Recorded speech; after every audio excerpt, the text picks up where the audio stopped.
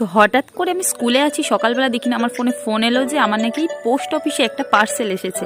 তো সেটা আমাকে তো রিসিভ করতে হবে। তো আমি তারপর আমার স্কুলের ঠিকানাটা দিয়ে দিলাম, আর স্কুলের কাছাকাছিই আর কি পোস্ট অফিসটা এসেছিলো। তো ওরা এসে দিয়ে গেল, তখনই এসে দিয়ে গিয়েছিল। তো গিফট বক্সটা খুব টাইটভাবে প্যাকেজিং করা ছিল, অনেক কষ্টে দাঁত দিয়ে ছিঁড়ে আমি আর কি খুলেছি।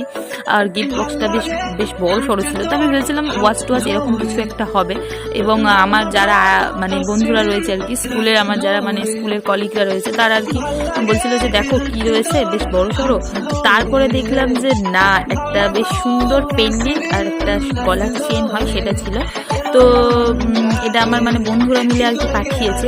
আমার বার্থডে ছিল আগের মাসে, তো ওরা আগের মাসে আমাকে পোস্ট অফিসে পার্সেলটা আর কি পাঠিয়েছে, আর এই মাসে আমার মানে কালকে আমি ওটা রিসিভ করেছি। তো যাই হোক, বেশ সুন্দর ছিল। আর বিশেষ করে পেন্ডেন্টটা আমার আর কি খুব পছন্দের, বেশ পাতা মতন কি সুন্দর, চাপ নেই কিছু নয়, সরস্বতী পুজো